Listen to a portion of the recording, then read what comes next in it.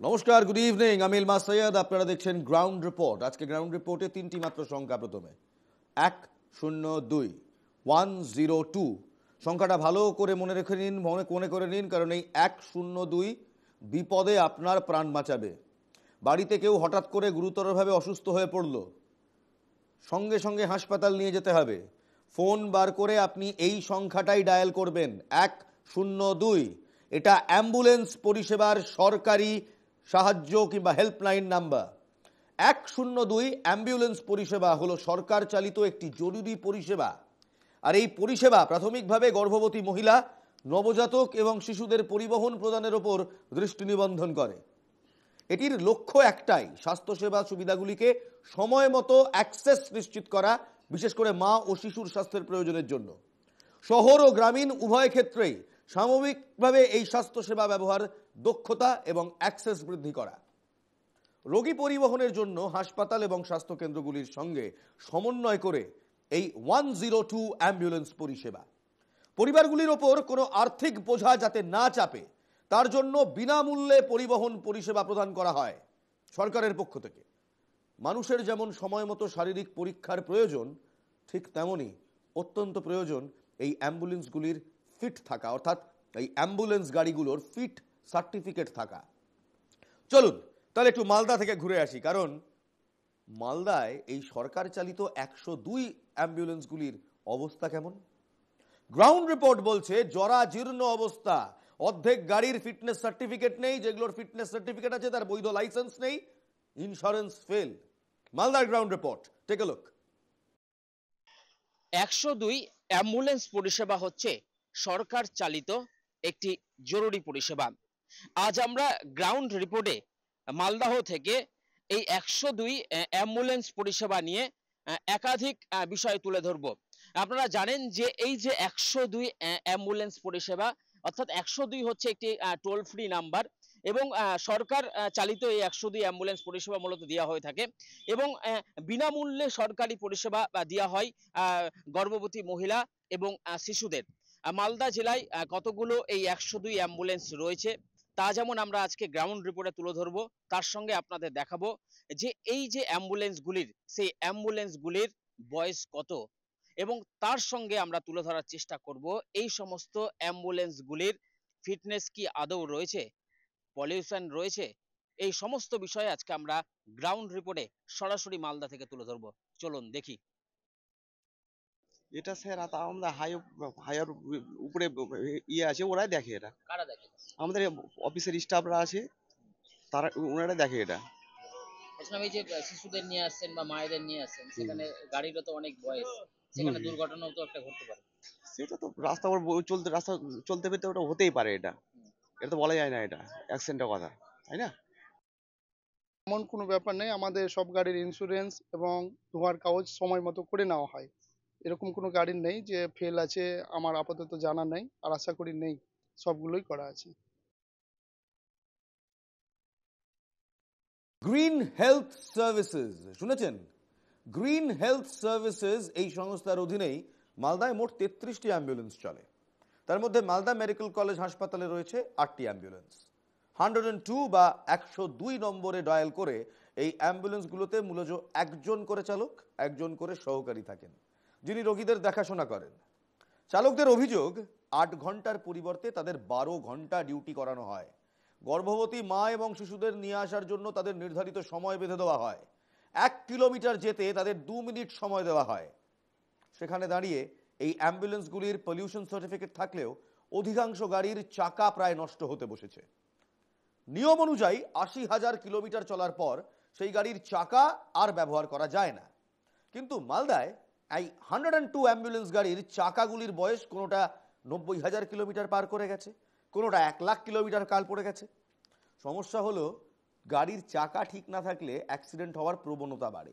102 dial করে বিনা পয়সায় সরকার service তো দিচ্ছে, কিন্তু যে গাড়িগুলো নিয়ে যাচ্ছে সেগুলো অ্যাম্বুলেন্সের জায়গায় অন্য কোনো কিছু হয়ে যাচ্ছে না তো? বলতে খারাপ লাগছে তাই আটকে গেলাম, অ্যাম্বুলেন্স কোথাও শববাহী শকট হয়ে যাচ্ছে না তো? সাধারণ মানুষ কি বলছে শুনুন।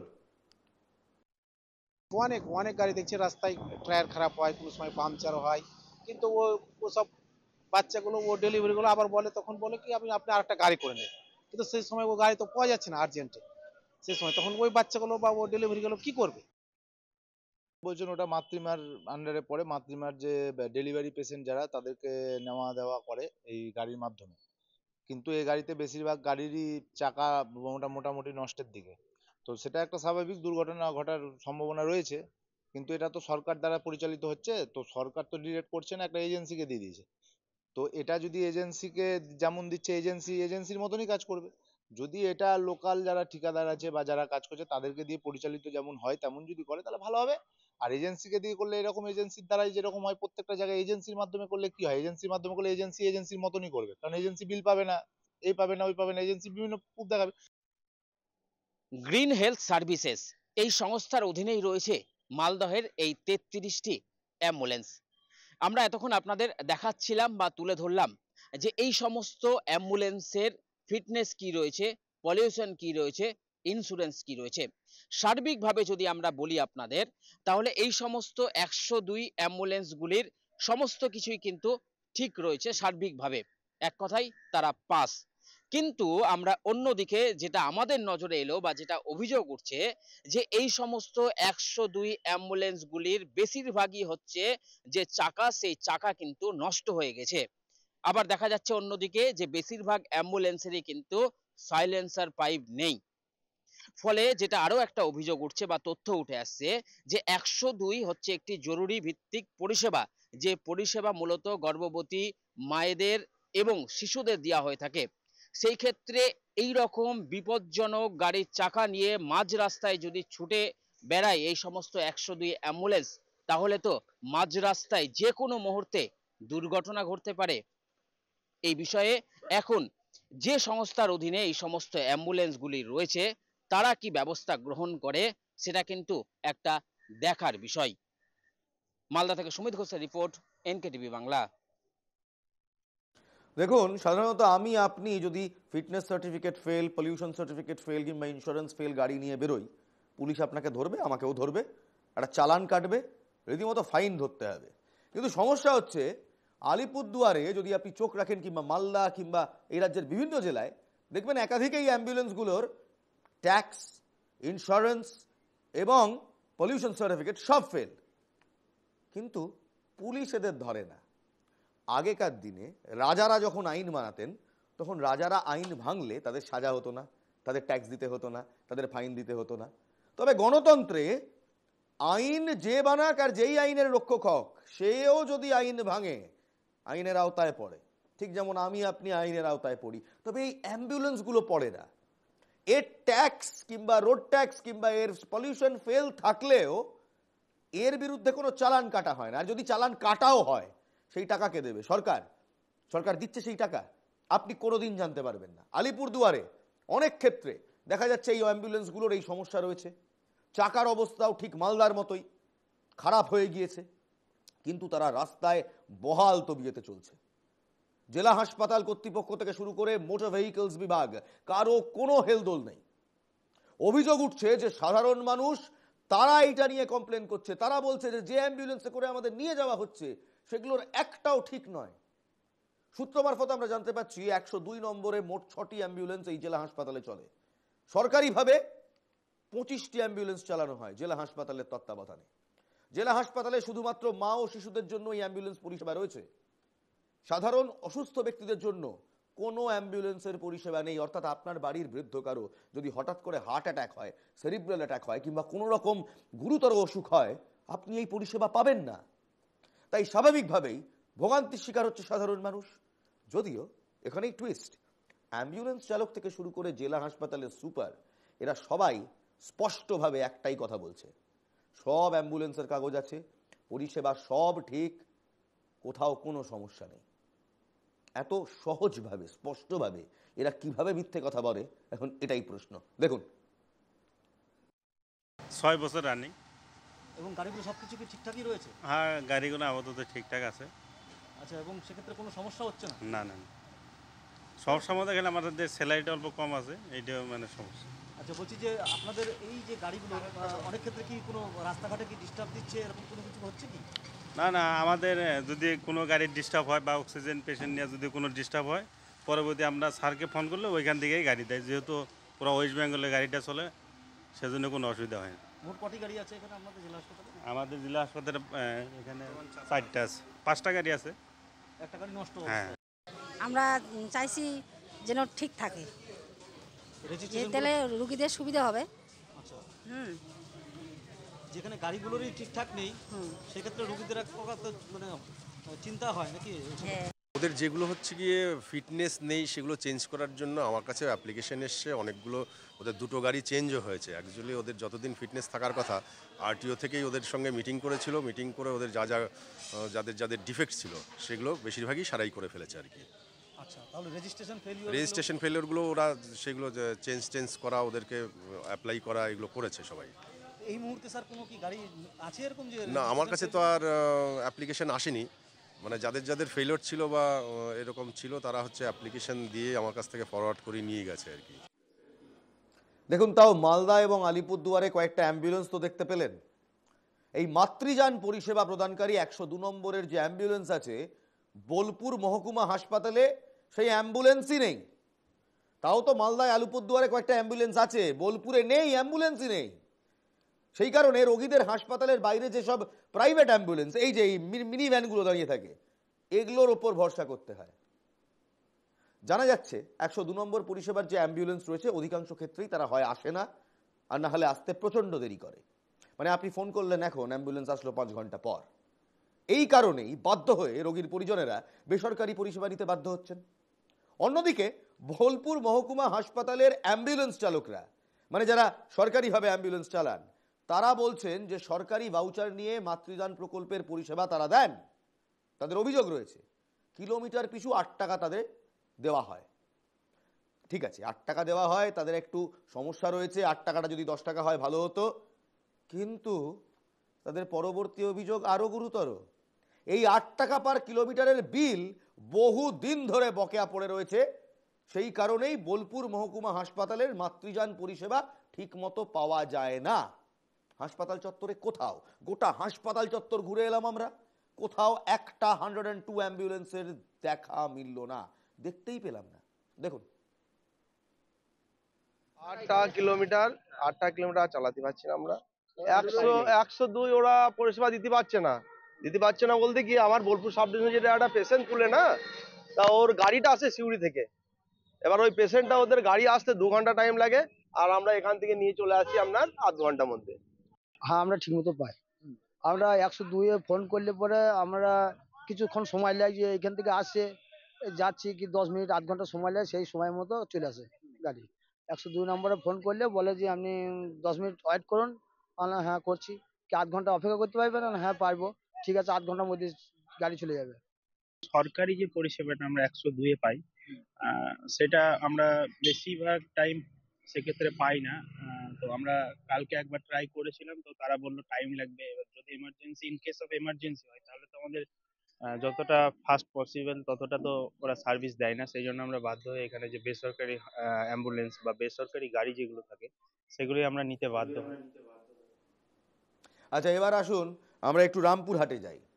শিশু ও প্রসূতিদের যাতায়াত পরিষেবা দেওয়ার জন্য রাজ্য সরকার স্বাস্থ্য দপ্তরের উদ্যোগে 2018 সালে এই গ্রিন হেলথ সার্ভিসেস প্রকল্পর অ্যাম্বুলেন্স পরিষেবা চালু করেছিল।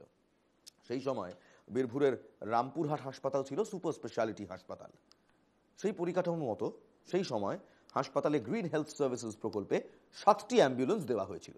এই 7টি অ্যাম্বুলেন্সের কাজ ছিল মানে মোটামুটি মাতৃযান হিসেবে কাজ করা, এবং বাকি সময় গুরুতর অসুস্থ কাউকে বিনা পয়সায় হাসপাতালে নিয়ে আসার জন্য। 2019 সাল এই সুপার স্পেশালিটি হাসপাতাল, সেটাকে মেডিকেল কলেজে রূপান্তরিত করা হয়, রাজ্য সরকার করে, Rampurhat medical college and hospital হয়। তখন এই হাসপাতালে রোগীর সংখ্যা কয়েক গুণ বেড়ে যায়। তখন আর 7টি অ্যাম্বুলেন্সে কাজ চলছিল না। বারবার দরখাস্ত করা হয় এই 7টা অ্যাম্বুলেন্সের সংখ্যা বাড়িয়ে অ্যাটলিস্ট 20 থেকে 25টা করা হোক। তবে কে শুনলো কার কথা? এই 7টি অ্যাম্বুলেন্সই রয়ে গেছে, যার কারণে এই 7টি অ্যাম্বুলেন্স চাহিদা মতো রোগীদের পরিষেবা দিতে পারছে না। তাই অনেক রোগীকেই মোটা অঙ্কের টাকা খরচ করে বেসরকারি অ্যাম্বুলেন্স ভাড়া করে হাসপাতালে আসতে হচ্ছে। যাদের নুন আনতে পান্তা ফুরে, যারা এইখানকার এই রামপুরহাটের গরিব মানুষ, তারা কি করবেন? কারণ বেসরকারি অ্যাম্বুলেন্স নিজের মর্জি মাফিক ভাড়া হাঁকছেন। দুর্গাপুরে চলুন। দুর্গাপুরের মহকুমা হাসপাতালে সরকারি অ্যাম্বুলেন্স পরিষেবা থেকে বঞ্চিত সাধারণ রোগীরাই। কারণ দুর্গাপুর মহকুমার অন্তর্গত পাণ্ডবেশ্বর, লাউদোহা, অন্ডাল, কাঁকসা, জঙ্গলমহল সহ বিস্তীর্ণ এলাকা ও পার্শ্ববর্তী জেলা বীরভূম, বাঁকুড়া সহ বেশ কিছু জেলা থেকেও প্রত্যেক দিন রোগীরা আসে এই দুর্গাপুর মহকুমা হাসপাতালে। আর সেই মহকুমা হাসপাতালে সরকারি অ্যাম্বুলেন্সের পরিষেবাই নেই। মহকুমা হাসপাতালে দুটি 102 অ্যাম্বুলেন্স রয়েছে। সেই অ্যাম্বুলেন্সে প্রাথমিকভাবে গর্ভবতী মহিলা ও শিশুদের বিনামূল্যে পরিবহন পরিষেবা প্রদান করা হয়। রোগীর পরিবারের দাবি, সরকারি হাসপাতালে দুস্থ মানুষের জন্য অবিলম্বে সরকারি অ্যাম্বুলেন্স পরিষেবা চালু করা হোক। কারণ ম্যাটারনিটি ছাড়াও, গর্ভবতী মহিলা ছাড়াও যারা গুরুতরভাবে অসুস্থ, তারা এই পরিষেবা পাচ্ছেন না। দেখুন, এইভাবে তো পায় না, কারণ ছুটির সময় বা কেউ ভর্তি হওয়ার সময়, এই তো আমাদের একজন ভর্তি হয়েছে, সেইভাবে কিন্তু অনেকবার কল করেছে কিন্তু পাইনি। অ্যাম্বুলেন্স সেইভাবে ফেসিলিটি সরকারের থেকে কোনোভাবেই পাওয়া যাচ্ছে না। জানি না এরা কেন এইভাবে পরিষেবা দিতে এরা মানে এরকম কাজকর্ম কেন করছে, পরিষেবা কেন মানুষকে দিচ্ছে না। সাধারণ মানুষ তো, বহু মানুষ, গরিব মানুষ, তাদেরকে তো সরকারি যেটা আছে সেটা তো দেওয়া উচিত ছিল। দিলে অসুবিধা নাই, এই ঘুরে মনে করুন এখন বাস পাবে না পাবে, এত দেরিতে ছুটি দিচ্ছে, 4টা 3টে কম ছুটি হয় না, তাহলে বয়স্ক মানুষরা কি করে যাবে তখন? সবার কি পয়সা আছে গাড়ি ভাড়া করবে? এবার চলুন হুগলিতে যাই। হুগলিতে যদি আপনি দেখেন এই 102, তার জন্য মোট 55টি অ্যাম্বুলেন্সকে বরাদ্দ করা হয়েছে।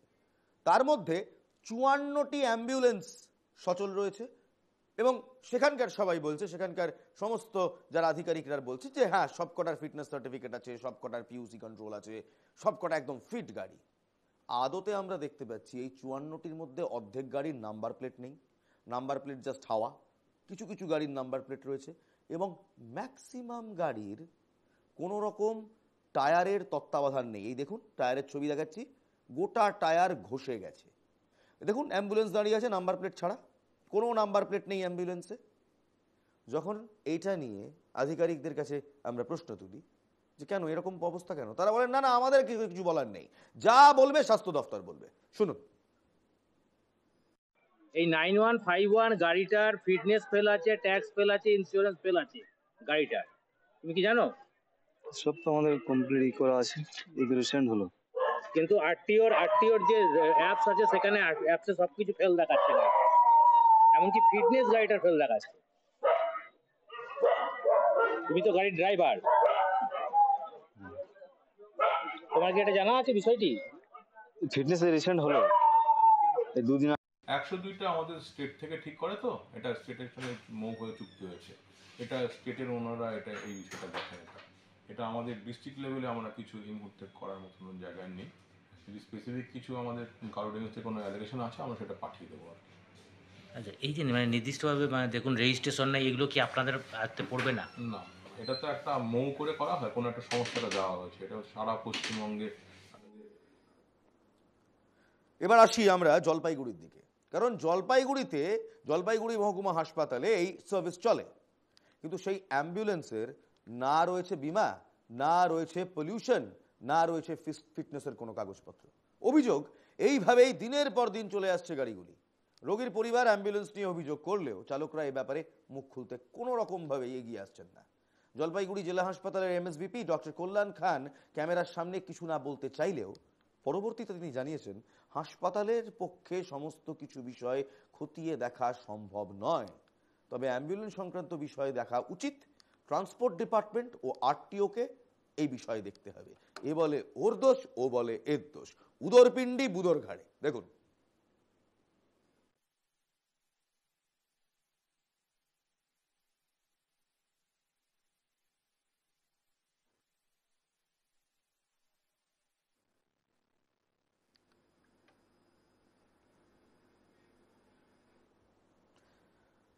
অনেক অ্যাম্বুলেন্স নিজের মতো দাম হাঁকে, এই খবর নতুন নয়, বিভিন্নবার খবরের শিরোনামে উঠে এসেছে এই খবর। কিন্তু যে অ্যাম্বুলেন্সটা আপনার নিকট পরিজনকে অন্য হাসপাতালে নিয়ে যাচ্ছে, তার স্বাস্থ্য কতটা সঠিক রয়েছে সেই খোঁজ করতে এনকেটিভি বাংলা পৌঁছে গিয়েছিল উত্তর 24 পরগনা জেলার হাবড়া স্টেট জেনারেল হাসপাতালে। সেখানে অ্যাম্বুলেন্সের তথ্য জানতে গিয়ে আমরা দেখতে পাই বেসরকারি অ্যাম্বুলেন্সগুলির ইন্স্যুরেন্স ও ফিটনেস দুটোই দীর্ঘদিন আগেই মেয়াদ শেষ হয়ে গিয়েছে। কিন্তু তা বলে অ্যাম্বুলেন্সগুলো চলা বন্ধ হয়নি। প্রতিনিয়ত তারা রোগীদের নিয়ে এক হাসপাতাল থেকে অন্য হাসপাতালে পৌঁছে যাচ্ছে। কিন্তু প্রশ্ন, এখানে শুধু অ্যাম্বুলেন্স বলে এগুলোকে নিয়ে মাথা ব্যথা নেই প্রশাসনের? দুর্ঘটনা ঘটলে কে তার দায় নেবে? শুধু যে বেসরকারি অ্যাম্বুলেন্স তা নয়, এতে রাজ্য সরকারের পক্ষ থেকে 102 ডায়াল করলে যে গর্ভবতী মা ও শিশুর জন্য অ্যাম্বুলেন্স দেওয়া হয়, মাতৃযান দেওয়া হয়, সেই অ্যাম্বুলেন্সও দেখা গেল 8 মাস আগে ইন্স্যুরেন্সের মেয়াদ শেষ হয়ে গেছে। জেলার মুখ্য স্বাস্থ্য আধিকারিক জানিয়েছেন এটা অত্যন্তই দুঃখজনক।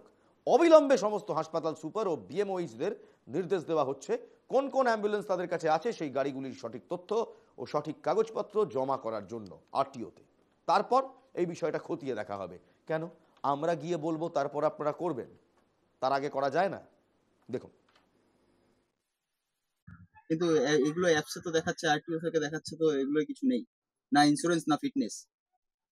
ওই গাড়িতে যাওয়ার খবর কাছে জিজ্ঞাসা করেন, ইউনিয়নে গিয়ে জিজ্ঞাসা করুন। হ্যাঁ, ইউনিয়নে আছে সব গাড়ি, কিছু গাড়ি ফেল আছে, কিছু গাড়ি কাগজ আছে। বলে যেগুলো নেই কাগজ সেগুলো তো সবাই করতে দিয়েছে, আমরা উদ্যোগ নিয়েছি করার জন্য, সবাই বলা হয়েছে, সবাই আস্তে আস্তে। তবুও কিছু করার নেই আমাদের, আমরা তো এইভাবে পরিষেবা পেতে হবে আমাদের। দেখুন, দিলে তো ভালোই হয়, প্রশাসন যদি দেখে তো খুবই ভালো হয়। দুর্ঘটনা ঘটে গেলে একদমই তাই। মানুষের যদি ফেসিলিটি না পায় সেটা তো আতঙ্ক তো হবেই, সময়ের মধ্যে যদি সেটা না আসে। হ্যাঁ, এটা তো সরকারের দেখা উচিত, তাই নয় কি? অবশ্যই দেখুন, একটা অ্যাম্বুলেন্সে আমাদের মুমূর্ষ রোগীরা যায়, তার ফিটনেস থাকা উচিত, তার সমস্ত পেপারস আপডেট থাকা উচিত।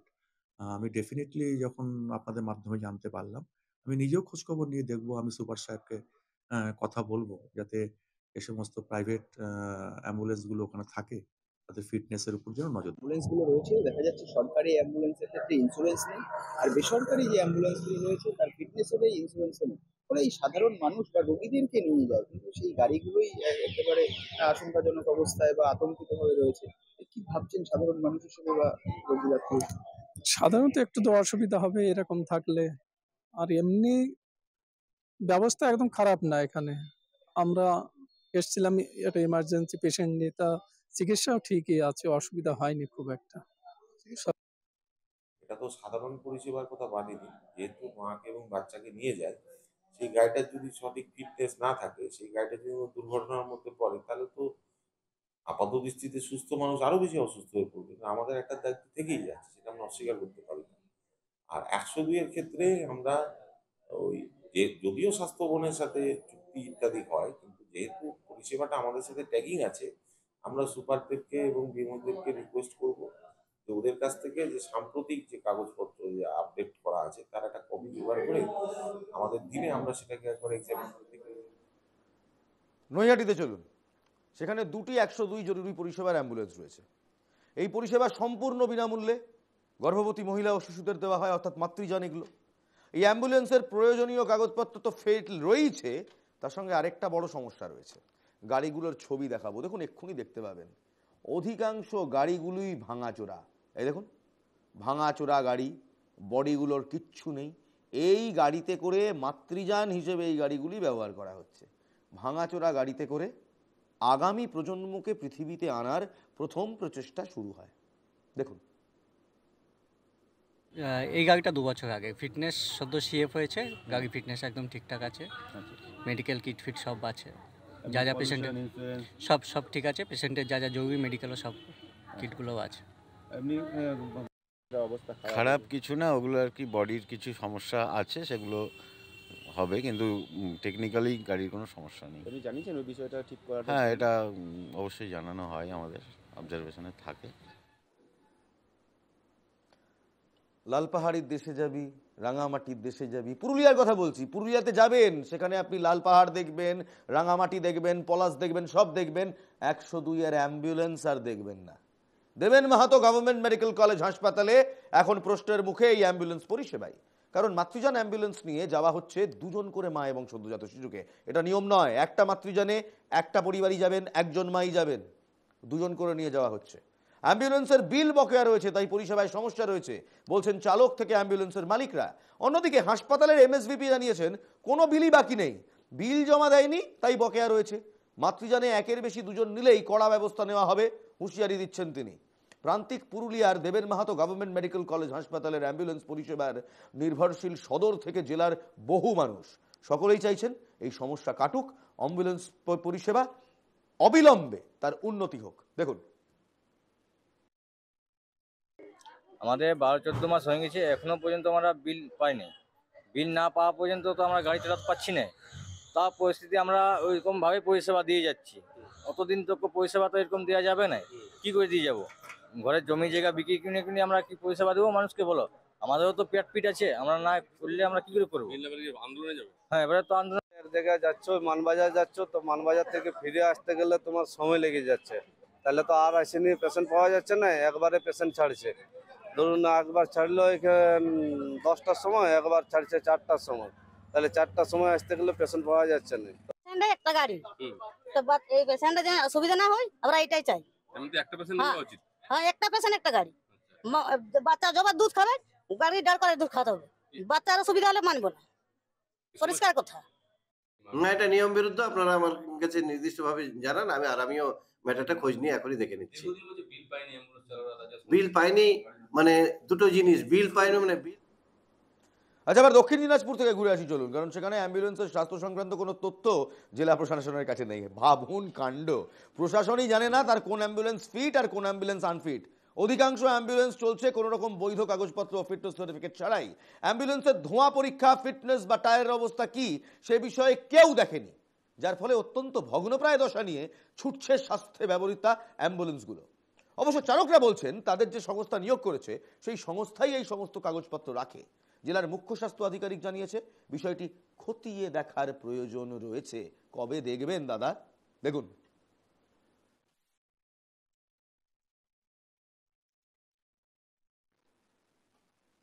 বেশ, পূর্ব মেদিনীপুরে যাই চলুন, কারণ পূর্ব মেদিনীপুর জেলার Tamralipta government medical college and hospital খারাপ অ্যাম্বুলেন্স পরিষেবা। সাংসদ থাকাকালীন প্রায় 10 বছর আগে শুভেন্দু অধিকারী জেলা হাসপাতালকে একটি অ্যাম্বুলেন্স দিয়েছিলেন, একটি মাত্র অ্যাম্বুলেন্স। সেই অ্যাম্বুলেন্স আর চলে না, অচল অবস্থায় পড়ে রয়েছে, হাসপাতালের মধ্যেই সেটা রয়েছে। রোগীদের যেটুকু পরিষেবা দেয় তা দেয় বেসরকারি অ্যাম্বুলেন্স। এই যে সারি সারি বেসরকারি অ্যাম্বুলেন্স, এগুলো। প্রশ্ন হচ্ছে, লিডার অফ অপোজিশনের জায়গায় এমন অবস্থা, আর সেই লিডার অফ অপোজিশন দাঁড়িয়ে দাঁড়িয়ে কত কথাই বলেন রাজ্যের স্বাস্থ্য ব্যবস্থা নিয়ে।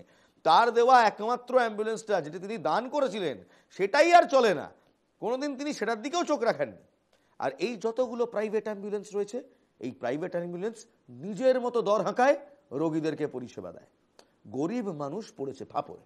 এই নিয়ে আমরা অ্যাম্বুলেন্স অ্যাসোসিয়েশনের যিনি কর্তা তার সাথে কথা বলেছিলাম, রাজ্যের অ্যাম্বুলেন্স অ্যাসোসিয়েশনের কর্তা, তিনি আবার আইএনটিটিইউসির নেতাও বটে। তিনি কি বলছেন শুনুন।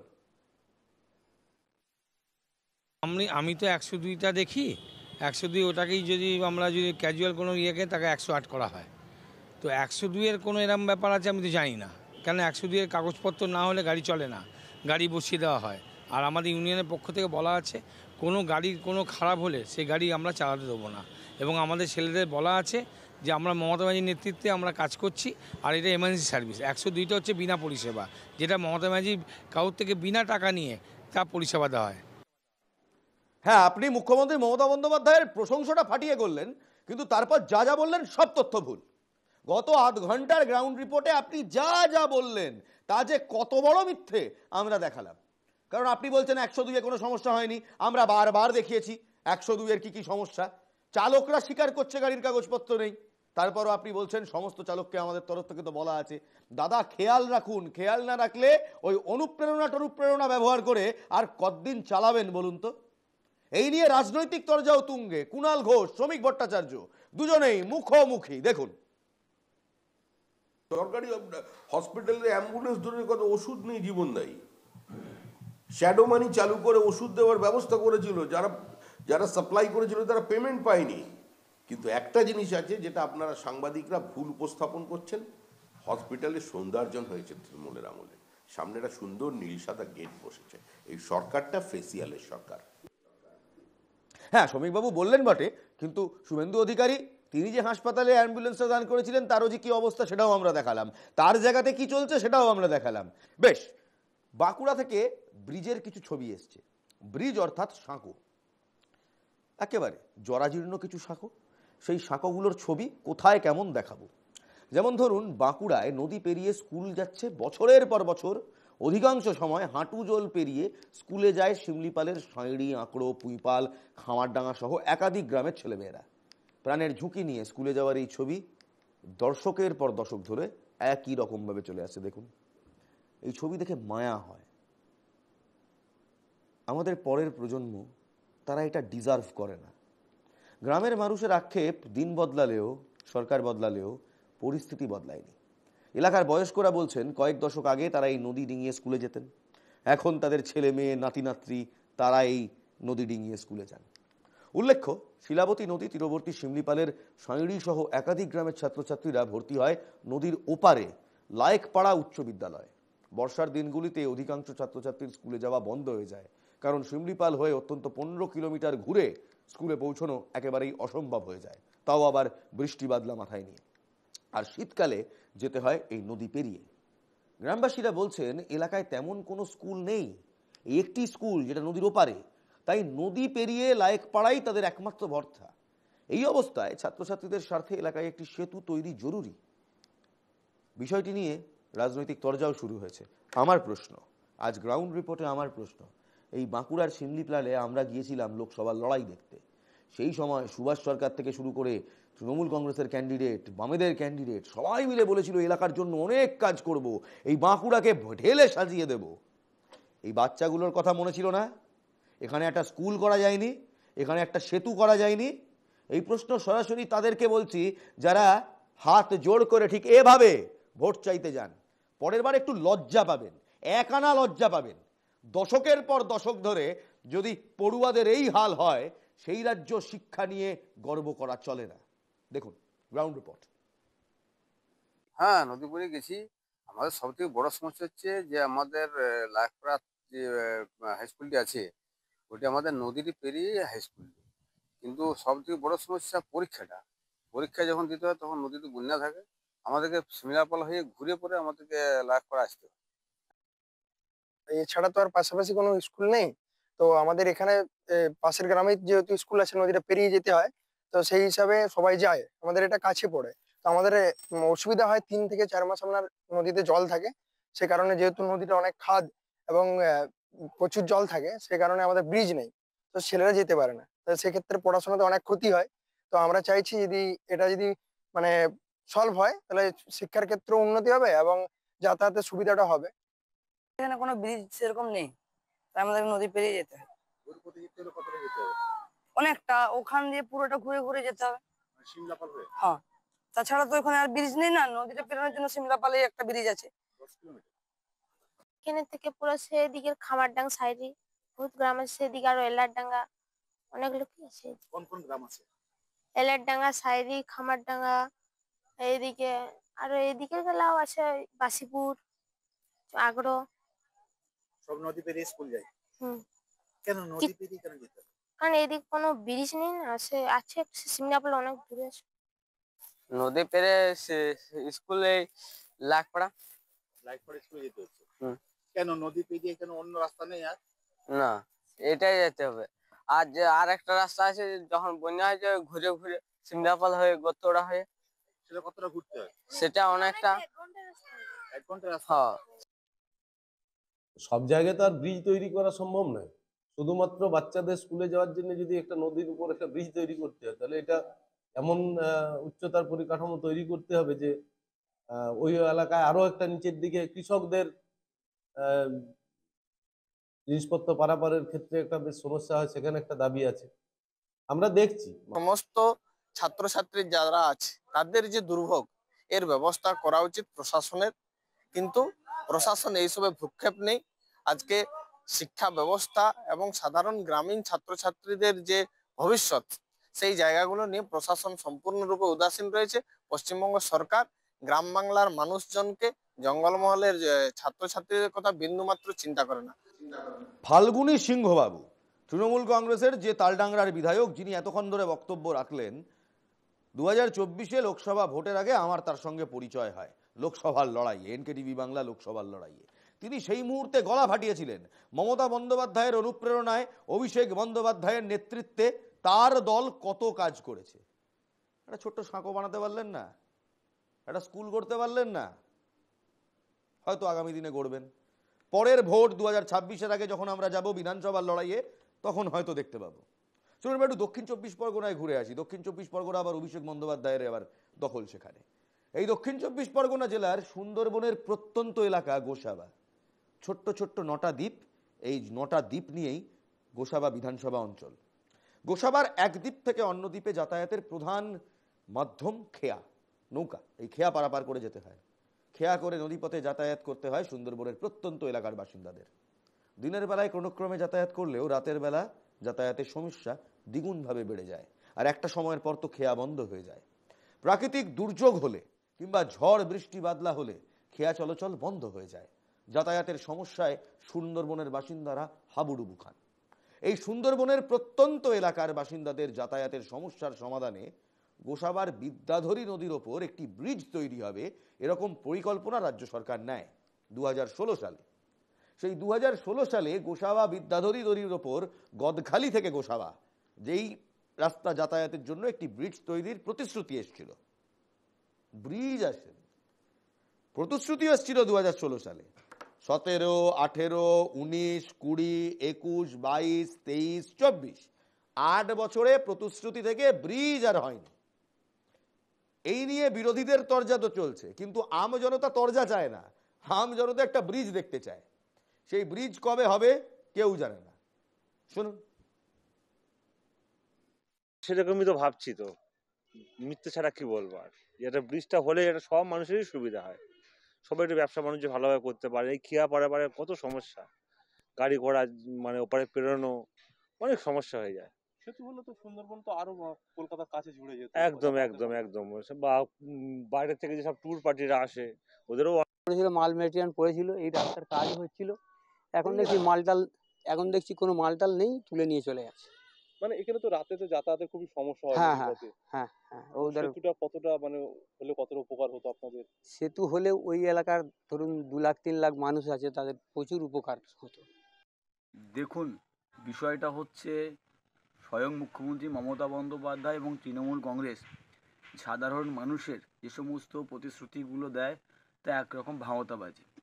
এই যে সুন্দরবনে, এই প্রত্যন্ত সুন্দরবনের গোসবা যে মানুষগুলো বসবাস করেন, তারা রাত্রেবেলা কীভাবে পারাপার হয়, কীভাবে একটা দ্বীপ থেকে আরেকটা দ্বীপে যায়, যদি নিজের চোখে মমতা বন্দ্যোপাধ্যায় এবং অভিষেক বন্দ্যোপাধ্যায় তৃণমূল কংগ্রেসের নেতারা দেখতেন, তাহলে তাদের দরদ লাগতো। আসলে এরা মানুষকে ভোটের রাজনীতির জন্য ব্যবহার করেন। দেখুন, মমতাজি 2016 সালে উনি যখন এসেছিলেন তখন উনি প্রচারে বলেছিলেন গোসবা সেতুর জন্য। সিআরজেডের একটা সমস্যা আছে, তবে আমার মনে হয় আপনি বিধায়কের কাছে শুনলে ভালো বুঝতে পারবেন যে কেন হয়নি। কারণ সেদিন নিয়ে তো আমি যেহেতু সিএম এর বিষয়ে সুন্দরবন উন্নয়ন দপ্তরে তারা মন্ত্রী বা উনি মেম্বার আছেন, এটা এই উত্তরটা বিধায়ক সব দিতে পারবেন কেন। সুন্দরবনের প্রত্যন্ত এলাকা গোসবা, আর গোসবা থেকে গদখালি সেতু নির্মাণের আশ্বাস দিয়েছিলেন রাজ্যের মুখ্যমন্ত্রী মমতা বন্দ্যোপাধ্যায়। 2016 সালে রাজ্যের মুখ্যমন্ত্রী সুন্দরবনের গোসবাতে আসেন। তিনি বক্তব্য রাখেন যে এই যে গদখালি টু গোসবা যে সেতু, সেই সেতু নির্মাণের আশ্বাস দিয়েছিলেন, কিন্তু সেই সেতু আজও অধরা অবস্থায় পড়ে রয়েছে। তবে এলাকাবাসীরা তারা অভিযোগ তুলে দিচ্ছে যে এই যে সেতু তৈরি হওয়ার আশ্বাস দিলেও আজও তৈরি হয়নি। কারণ এই যে খেয়া চলাচল, সেই খেয়া চলাচল দিনের বেলা কোনো ক্রমে যাতায়াত করলেও রাতে বিশাল সমস্যা হয়। বিশেষ করে রুগী থেকে আরম্ভ করে বিভিন্ন সমস্যা হয় তাদের। কারণ যদি যাতায়াতের সমস্যা, যদি কংক্রিটের ব্রিজ হতো তাহলে তাদের সেই সমস্যায় পড়তে হতো না। এই নিয়ে একাধিক ক্ষোভ তুলে দিচ্ছে সাধারণ বাসিন্দারা। তবে এই কংক্রিটের সেতু কবে তৈরি হবে সেদিকে তাকিয়ে রয়েছে গোটা সুন্দরবন। দক্ষিণ 24 পরগনা জেলা থেকে সৌরভ বিশাল, এনকেটিভি বাংলা। আমরাও তাকিয়ে রয়েছি সৌরভ তোমার সঙ্গে, এবং সুন্দরবনের প্রতিটা বাসিন্দাদের সঙ্গে আমরাও তাকিয়ে রয়েছি 2016 সালের সেতু, প্রতিশ্রুতির সেই সেতু আদতে কবে গিয়ে হবে। 10 বছর পূর্তি হবে 2026 সালে, তবে আবার ভোটও হবে। সেই ভোটেই সেতু ইস্যু থাকবে। মানুষ ভুলে গেলে আমরা আবার মনে করিয়ে দেবো। আসলে মৃত্যুকে সঙ্গী করে জীবনের ঝুঁকি নিয়ে নিত্যদিন যাতায়াত করে এই সুন্দরবনের বাসিন্দারা। নদীতে কুমিরের ভয় তবে সেই ভয়কে উপেক্ষা করে জল ও কাদার উপর দিয়ে নিত্যদিন তাদের যাতায়াত করতে হয়।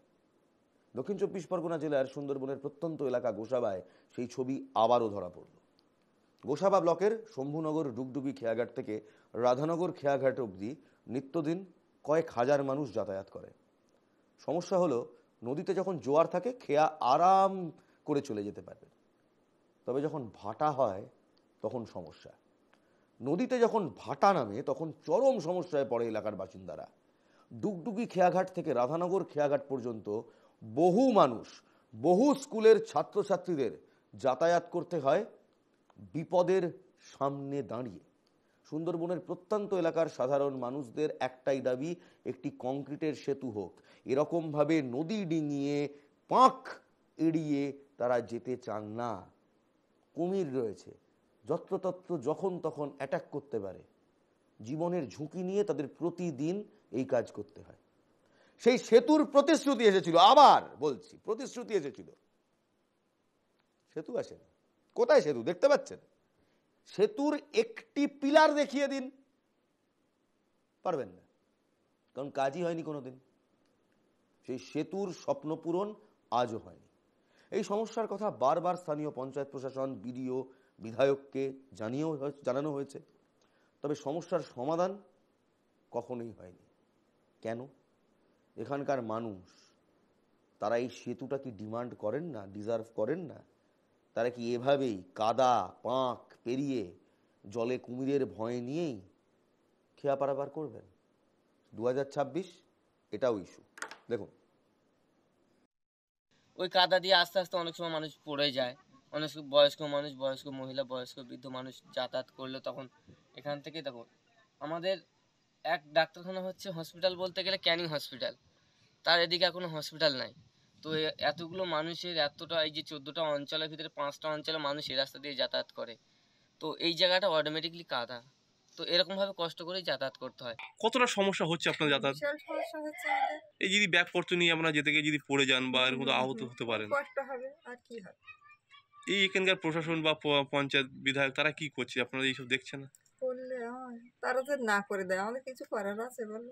প্রচুর সমস্যা হয় আমাদের। মানে এই তো যে কাদা আপনাদের মারিয়ে যেতে হয়, কিন্তু পড়ে গেলে তো অনেক সময় দুর্ঘটনা তো ঘটে। দুর্ঘটনা ঘটে, এই যে এত ব্যাগপত্র নিয়ে এসছি, নিয়ে যেতে হবে, ওইভাবে কাদায় ভিজে যেতে হয়। স্কুল ছাত্রের সাথে যায়, তো তারা পড়ে গেলে তো অনেক সময় আহত হতে পারে, কিন্তু প্রশাসন দেখছে না এটা? না, দেখছে কই প্রশাসন। অনেক সমস্যা আমাদের, খুব কাদা, জল 1 হেঁটো করে কাদা পড়ে। এই জলের উপরে মেয়ে ছেলেপুলে ভিজে পড়ে যাওয়া আসা, স্কুলের বাচ্চাদের সব বই খাতা ভিজে যায় পড়ে গেলে। মানে এটা কি প্রশাসনকে জানানো হয়েছিল? হ্যাঁ, প্রশাসন, এমএলএ সবাই দেখে গেছে। কোনো সমস্যার সমাধান হয়? সমস্যার সমাধান ওই এসে বলে হ্যাঁ করে দেবো, আমরা রিপোর্ট করছি।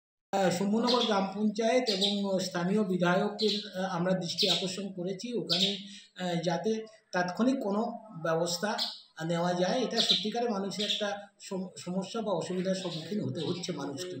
দীর্ঘদিন আগে তৃণমূল কংগ্রেসের নেতারা প্রতিশ্রুতি দিয়েছিলেন যে ওখানে একটা কংক্রিটের ব্রিজ করে দেওয়া হবে। যে প্রতিশ্রুতি তৃণমূল কংগ্রেস দিয়েছিলেন আজ থেকে কয়েক বছর আগে, তারপরেও নদী থেকে অনেক জল গড়িয়েছে। আজকে তৃণমূল কংগ্রেস অনেকগুলো নির্বাচনের বৈতরণী ওই প্রতিশ্রুতি দিয়ে পার করেছে, আর তারপরেও আজকের সেখানে কোনো কংক্রিটের সেখানে উনি যেটা বলতে চাইছিলেন, সেখানে কোনো কংক্রিটের সেতু নেই।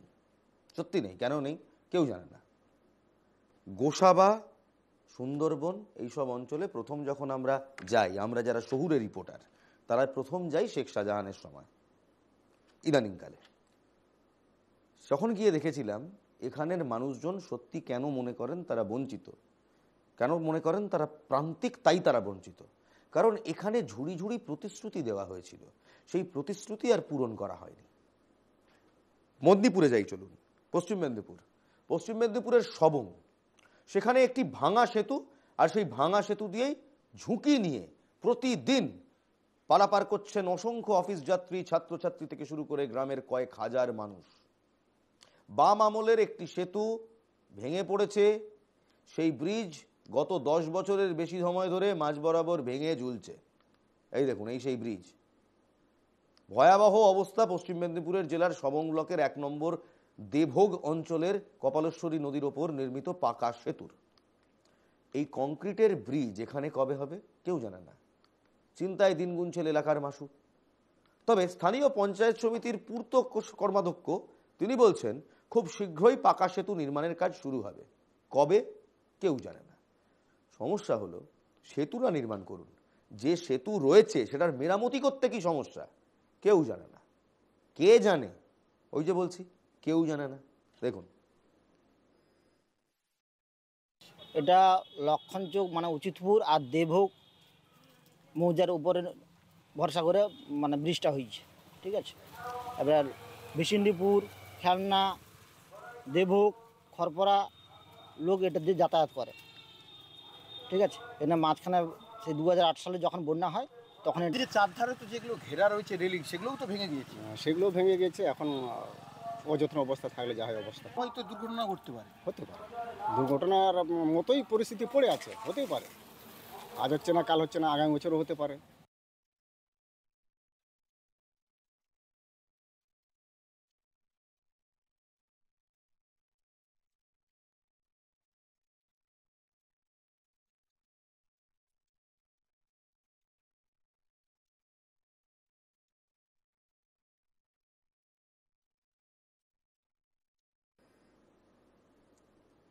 আবারও আক্রান্ত পুলিশ। এবার একটু পুলিশদের দিকে চোখ রাখবো, কারণ জেলায় জেলা থেকে যে খবর পাচ্ছি আমরা, আম জনতা পুলিশকে মারধর করছে।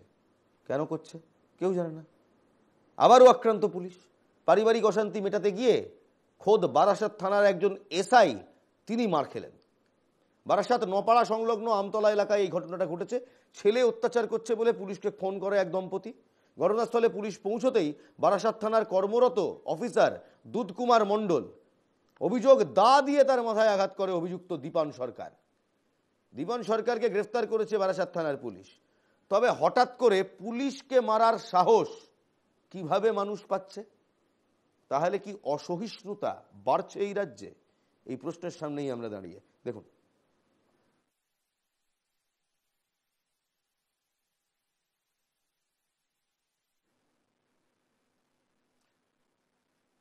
এবার আসি কলকাতায়। কলকাতায় বাঁশদ্রোণী থানা এলাকায় ব্রহ্মপুর সাউথ রোড, সেখানেও পুলিশের ওপর হামলার ঘটনা। এ মাসের প্রথম দিনে 1 ডিসেম্বর ইন্দুজা স্টুডিওয়ে মালিক শম্ভু নারায়ণ ভট্টাচার্যের সঙ্গে বচসা হয় মানসিক ভারসাম্যহীন এক ছেলের। ছেলে বাবার মধ্যে সমস্যা। অভিযোগ ছিল ছেলে নাকি বাবার দিকে দা নিয়ে তেড়ে গিয়েছিল। সেই সময় মা 100 নম্বর ডায়াল করে পুলিশের সঙ্গে যোগাযোগ করে। বাঁশদ্রোণী থানার পুলিশ অ্যাম্বুলেন্স নিয়ে সেখানে যায়। বয়স্ক মহিলা 100 ডায়াল করে বলেছিলেন ছেলে আমার স্বামীকে কোপাচ্ছে। সেই কারণেই পুলিশ মনে করেছিল হাসপাতালে নিয়ে যাওয়া প্রয়োজন। যদিও পুলিশকে দেখে ওই যুবক রাস্তায় বেরিয়ে পড়ে এবং পুলিশের ওপরই ঝাঁপিয়ে পড়ে। গুরুতর আহত অবস্থায় এক পুলিশ কর্মীকে এমআর বাঙ্গুর হাসপাতালে ভর্তি করতে হয়। পুলিশ রুদ্রদীপ ভট্টাচার্য নামে আক্রমণকারীকে গ্রেফতার করে। আবারও প্রশ্ন, পুলিশকে অ্যাটাক করছে, সাহস ভাবতে পারছেন?